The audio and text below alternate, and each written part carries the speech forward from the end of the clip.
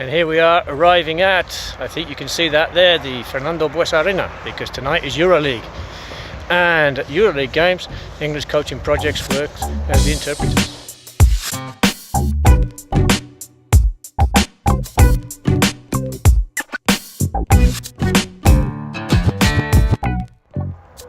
I always find this place quite intimidating, really, because if you think at the size of that there and all the work they've done on making it bigger and taller, and now there's like 15,000 people can get in there, 15,500 people. The atmosphere can be quite special at times and quite intimidating for the other team.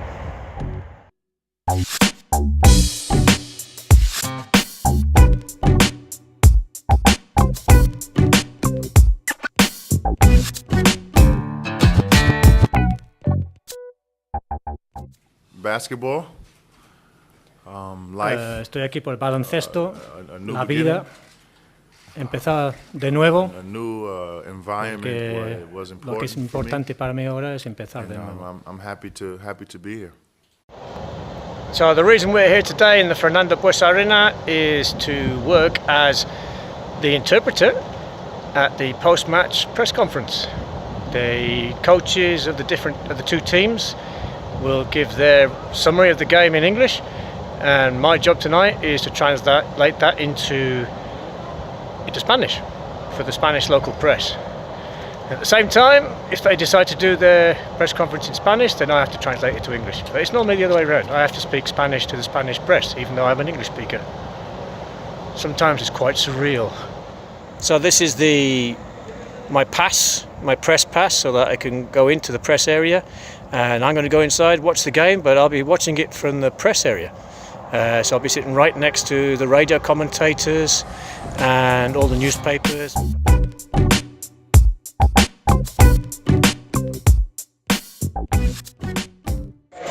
Well, here we are, it's half time. Baskonia are 5 up, although they were winning by 15. I've got my CO down there, I've got my pens, 2 pens in case one doesn't work, a notebook. We're just waiting for the players to come back out. So no doubt the coaches are giving them a good talking to now. Let's see if Baskonia come out and smash this game and get another win in the Euroleague. Here come the statistics. This guy's handing out the statistics in the first half, so we'll have a look at those. Get a little bit prepared with the names of all the different players for the press conference afterwards, so I don't make a mess of the names. So the second half has started. Baskonia defending their 5-point lead against Unicaja. This is a Euroleague game, and it's not ACB, which some people might think, because Baskonia Unicaja. But there are in fact 5 Spanish teams that play in the Euroleague. It almost seems like a Spanish league with a few European teams that have been invited along. And Baskonia are attacking right now. Let's see what's happening. When they're dribbling in, goes for a 2-pointer. Misses, and the rebound is for Unicaja.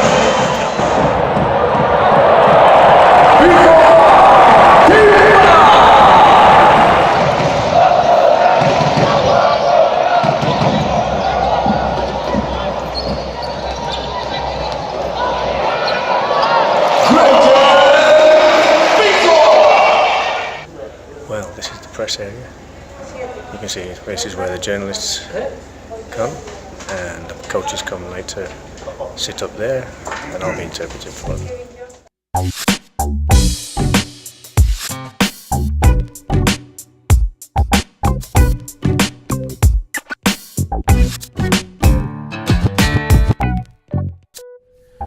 Bueno, creo que